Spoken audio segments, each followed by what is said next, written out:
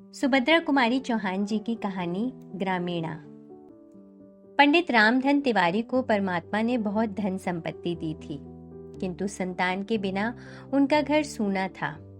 धन धान्य से भरा पूरा घर उन्हें जंगल की तरह जान पड़ता। संतान की लालसा में उन्होंने न जाने कितने जप तप एवं विधान करवाए और अंत में उनकी ढलती उम्र में पुत्र तो नहीं किंतु एक पुत्री का जन्म अवश्य हुआ। तिवारी जी ने खूब खुले हाथ से खर्च किया। सारे गांव को प्रीति भोज दिया गया। महीनों घर में ढोलक ठनकती रही। कन्या ही सही, पर इस जन्म से तिवारी के निसंतान होने का कलंक धुल गया। कन्या का रंग गोरा चिट्टा, आंखें बड़ी बड़ी, चौड़ा माथा और सुंदर सी नासिका थी। उसका नाम रखा गया सोना। सोना का लालन पालन बड़े लाड प्यार से होने लगा। सोना के 7 साल की होने पर तिवारी जी ने घर में एक मास्टर लगाकर सोना को हिंदी पढ़वाना आरंभ किया। सोना ने थोड़े ही समय में रामायण महाभारत पढ़ना आरंभ कर दिया। ज्यादा पढ़ाकर उन्हें सोना से कोई नौकरी तो करवानी नहीं थी, इसलिए सोना का पढ़ना बंद करवा दिया गया। अब सोना 9 वर्ष की सुकुमार सुंदर बालिका थी। उसकी सुंदरता और सुकुमारता को देखकर गांव के लोग कहते, तिवारी जी, आपकी बेटी देहात के लायक नहीं है। इसका विवाह तो कहीं शहर में ही करना। सुनते हैं शहर में बड़ा आराम होता है। तिवारी जी की बहन जानकी का विवाह तो गांव में ही हुआ था, किंतु उधर कुछ समय से वह शहर में जाकर रहने लगी थी। जब कभी वह शहर से चौड़े किनारे की साड़ी, आधी भांका लेस लगा जैकेट, पैरों में काले काले स्लीपर पहनकर आती तो सारे गांव की स्त्रियां दौड़ दौड़ कर उसे देखने आती। जानकी के पति नारायण ने मिल में नौकरी कर ली थी। उसे 20 रुपए माहवार मिलते थे। अब वो देहाती ना था, 16 आने का शहरी बाबू बन गया था। जब कभी गांव में जाता, कान में इत्र का फाहा जरूर रखता। गांव वालों को अपने जीवन से शहर का जीवन ही सुखमय और शांतिदायक मालूम होता। इन सब बातों को देखकर और सोना की सुकुमारता को देखते हुए सोना की मां नंदो ने निश्चय कर लिया कि मैं अपनी सोना का विवाह शहर में ही करूंगी। किंतु सोना को कुछ ज्ञान नहीं था। वो तो अपने देहाती जीवन में ही मस्त थी। वो दिन भर स्वच्छंद फिरा करती। कभी कभी वह समय पर खाना खाने आ जाती और कभी कभी खेल में खाना भी भूल जाती।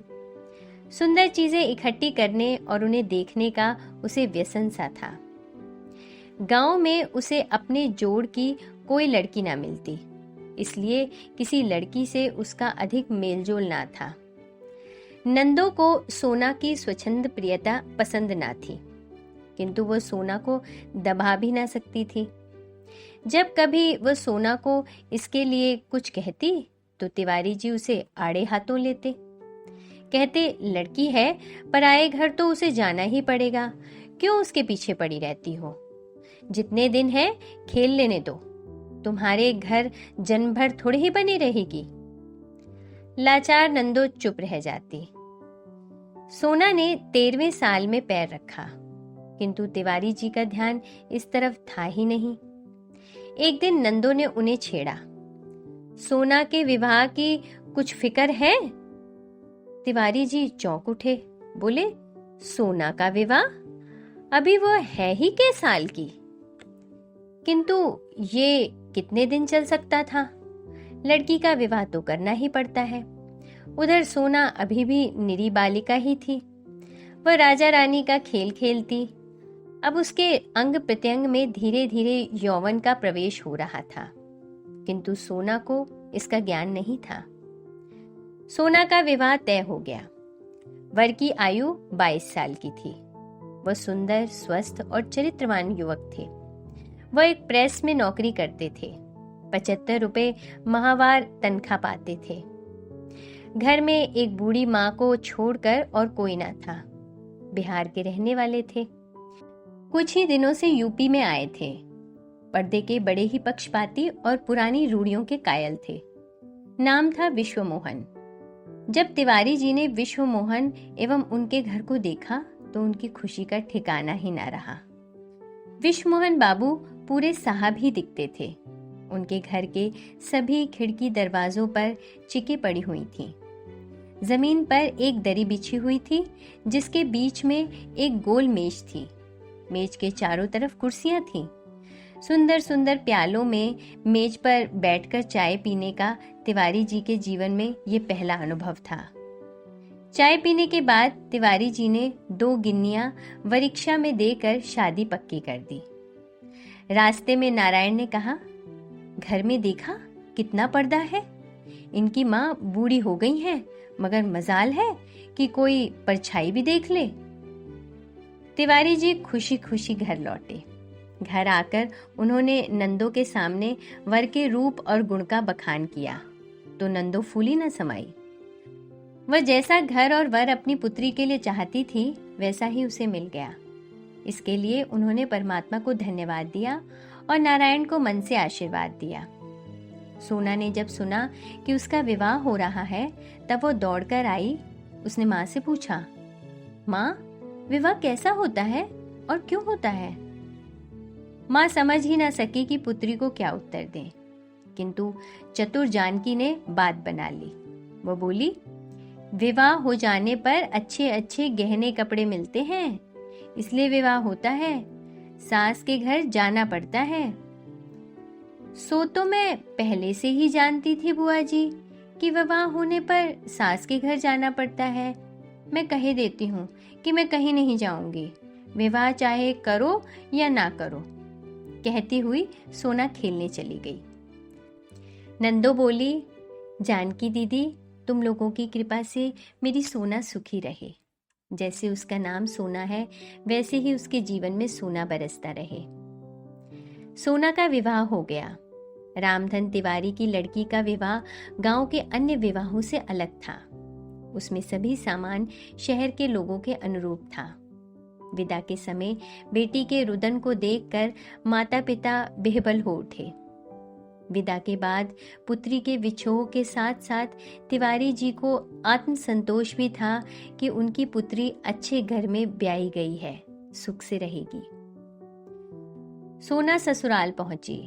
रास्ते भर तो जैसे तैसे आई, किंतु यहाँ आकर एक कोठरी में बंद कर दी गई और बाहर की साफ हवा दुर्लभ हो गई तो उसे ससुराल का जीवन बड़ा कष्टकर मालूम हुआ। 4-6 दिन में ही वह मुरझा गई। एक दिन विश्वमोहन ऑफिस चले गए थे। सास सो रही थी। सोना आंगन के दरवाजे तक चली गई। चिक को हटाकर जरा बाहर झांका। यहाँ देहात की सुंदरता तो ना थी, किंतु साफ हवा तो थी ही। उसी समय एक बुढ़िया वहां से निकली। सोना को उसने चिक के पास देख लिया।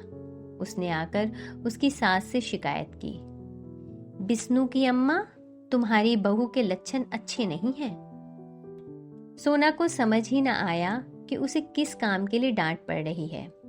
चिक के पास जाकर उसने कौन सा अपराध कर दिया।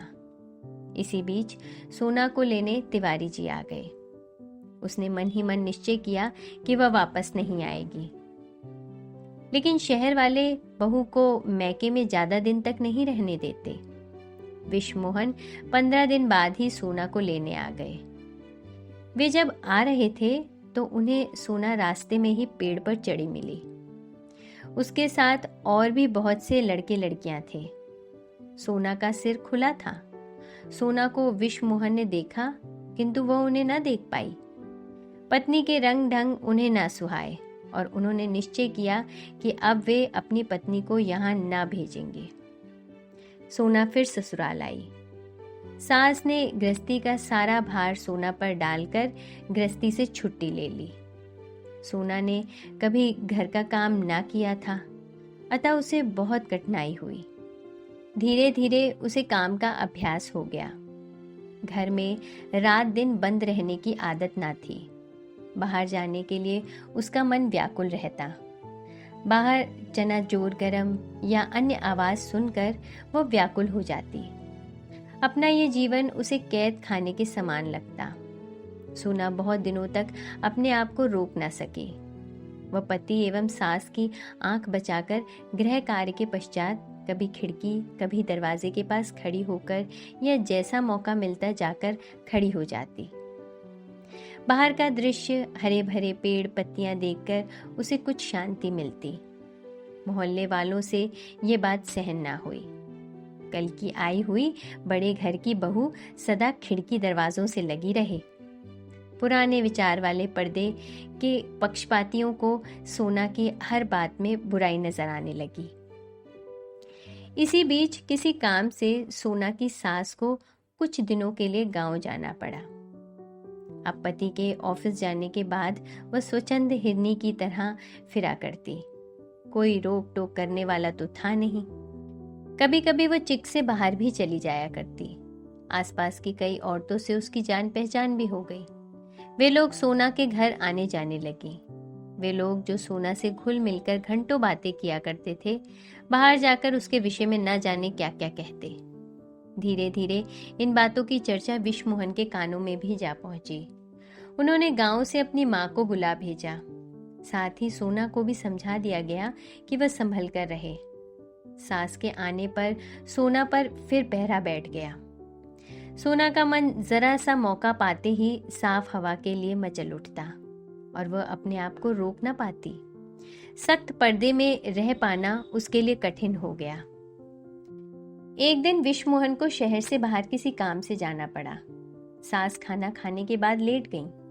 सोना ने गृहस्थी का काम समाप्त करने के बाद कपड़े बदले और एक पुस्तक पढ़ने बैठ गई। पुस्तक कई बार पढ़ी हुई थी, इसलिए उसका मन उस पुस्तक में नहीं लग रहा था। उसी समय ठेले वाले ने आवाज दी, हर माल मिलेगा 2 पैसा। किताब फेंककर सोना दरवाजे की तरफ दौड़ी। ठेले वाला दूर निकल गया था। निराश होकर वापस लौटने ही वाली थी कि पड़ोस में रहने वाला बनिए का लड़का फैजू दौड़ता हुआ आया और बोला, भौजी सुई धागा हो तो जरा मेरे कुर्ते का बटन टांग दो, मैं कुश्ती देखने जाता हूँ। सोना ने पूछा, कुश्ती देखने जाते हो कि लड़ने? फैजू ने मुस्कुराकर कहा, दोनों काम करने भौजी, पहले बटन तो टांग दो, नहीं तो देर हो जाएगी। सोना सुई धागा लाकर बटन टांकने लगी। फैजू वहीं फर्श पर सोना से जरा दूर हटकर बैठ गया। गाड़ी 3 घंटे लेट थी। विश्वमोहन ने सोचा, यहाँ बैठे बैठे क्या करेंगे, चले तब तक घर में बैठकर आराम करेंगे। सामान स्टेशन पर ही छोड़कर स्टेशन मास्टर की साइकिल लेकर विश्वमोहन घर पहुंचे। बैठक में फैजू को बैठा देखकर उनके तन बदन में आग लग गई। अपने गुस्से को पीकर चुपचाप अंदर आए। माता के पास आकर बैठ गए। सोना ज्यों त्यों किसी प्रकार बटन टाँक कर कुर्ता फैजू को देकर अंदर आई। उसने स्वप्न में भी न सोचा था कि जरा सी बात यहाँ तक बढ़ जाएगी। पति का चेहरा देखकर वह सहम गई। उसने डरते डरते पति से पूछा, कैसे लौट आए? विश्वमोहन ने रुखाई से उत्तर दिया, गाड़ी लेट है। सोना ने फिर पूछा, अब कब जाओगे? विश्वमोहन ने तीव्र दृष्टि पत्नी पर डाली और कठोर स्वर में बोले, गाड़ी 3 घंटे के बाद आएगी, तब चला जाऊंगा। सोना के आग्रह करने पर विश्वमोहन अपने कमरे में आए। कुर्सी पर बैठकर एक पुस्तक के पन्ने पलटने लगे। पढ़ने के नाम पर कदाचित वे एक अक्षर भी नहीं पढ़ पाए। अपनी अंतर्वेदना को चुपचाप लहू के घूंट की तरह पी रहे थे। सोना का आचरण उन्हें पीड़ा पहुंचा रहा था। पति की आंतरिक वेदना उससे छिपी नहीं थी। उसने अपना सिर विश्वमोहन के पैरों पर रख दिया। बोली, इस बार मुझे माफ कर दो। अब जो तुम कहोगे मैं वही करूंगी। मुझसे नाराज ना हो। विश्वमोहन के पैरों पर जैसे किसी ने जलती हुई आग धर दी हो। तिरस्कार के स्वर में वे बोले, ये बात आज क्या तुम पहली बार कर रही हो? ये मौखिक प्रतिज्ञा है, हार्दिक नहीं। अब तुम्हारे इस आचरण के कारण मैं शहर में सिर उठाने के काबिल नहीं रहा। जो जी में आता है करती हो। भला ये शोहदा तुम्हारे पास बटन टकवाने क्यों आया? तुम इनकार न कर सकती थी। सोना ने भय कातर दृष्टि से पति की ओर देखते हुए कहा, जरा सा तो काम था, पड़ोसी धर्म के नाते मैंने सोचा कि कर देना चाहिए। इसी प्रकार जरा जरा सी बातों से बड़ी बड़ी बातें हो जाया करती हैं। निभाया करो पड़ोसी धर्म, मगर मेरी इज्जत का ख्याल मत करना। कहते हुए विश्वमोहन बाहर चले गए। आहत अपमान से सोना तड़प उठी। वह कटे वृक्ष की भांति खाट पर गिर पड़ी और खूब रोई। रो लेने के बाद उसका जी हल्का हुआ। उसे अपने गांव का स्वच्छंद जीवन याद आने लगा। नदी पर गांव भर की बहू बेटियां एक साथ स्नान करने जाती थीं और फिर एक साथ गाती हुई लौटती थीं। कितना सुखमय जीवन था वो। चने के खेत में चने की नरम नरम पत्तियां खाया करते थे। वहां छीना झपटी भी हो जाया करती थी। अपने पड़ोसी कुंदन के लिए वह माँ से झगड़कर मिठाई भी ले जाती थी। क्रोशिये से एक सुंदर गोल बटुआ बनाकर उसने कुंदन को दिया था। कुंदन की भाभी नई नई व्याकर आई थी। वह भी उन लोगों के साथ स्नान करने जाती थी। साथ बैठकर झूला भी झूलती थी। फिर मैंने कौन सा ऐसा पाप कर डाला कि इन्हें शहर में सिर उठाने की जगह नहीं रही। यदि किसी का कुछ काम कर देना पाप है तो शायद ये पाप जाने अनजाने मुझसे होता ही रहेगा। मेरे कारण उन्हें पग पग पर लांछित होना पड़े तो मेरे इस जीवन का मूल्य ही क्या है। ऐसे जीवन से तो मर जाना ही अच्छा है। मैं घर के अंदर पर्दे में नहीं बैठ सकती, यही मेरा अपराध है ना। इसी के कारण तो लोग मेरे आचरण में धब्बे लगाते हैं। मैं लोगों से अच्छी तरह बोलती हूँ, प्रेम पूर्ण व्यवहार करती हूँ, यही मुझ में बुराई है ना। आज उन्हें मुझ पर क्रोध आया। उन्होंने तिरस्कार के साथ मुझे छिड़क दिया। इसमें उनका कोई कसूर नहीं है। पत्थर के पाट पर भी रस्सी के रोज रोज घिसने से निशान पड़ जाते हैं। फिर वे तो देवतुल्य पुरुष हैं। उनका हृदय तो कोमल है। इन अपवादों का असर कैसे न पड़ता। रामचंद्र जी ने भी तो जरा सी ही बात पर गर्भवती सीता को वनवास दे दिया था। फिर ये तो साधारण मनुष्य ही हैं। इन्होंने तो जो कुछ भी कहा ठीक ही कहा, पर इसमें मेरा कौन सा दोष है। जब इन्हीं को मेरा आचरण ठीक नहीं लगता तो मैं जी कर क्या करूंगी। इसी प्रकार के अनेक संकल्प विकल्प सोना के मन में आए और चले गए। 3 दिन बाद विश्वमोहन घर लौटे। जाने से पहले उनमें और सोना में जो कुछ बातचीत हुई थी वे उसे प्रायः भूल से गए थे। सोना के लिए एक अच्छी सी साड़ी, स्लीपर और कुछ हेयर क्लिप लिए हुए वे घर आए, किंतु सामने ही चबूतरे पर उन्हें फैजू बैठा हुआ मिला। विश्वमोहन उसे देखते ही तिलमिला उठे। सारी बातें ज्यों की त्यों ताजा हो गईं। चेहरा फिर गंभीर हो गया। घर आकर वे सोना से एक बात भी ना कर पाए। माँ से 1-2 बातें कर बिना भोजन किए ही ऑफिस चले गए। सोना से ये उपेक्षा सही ना गई।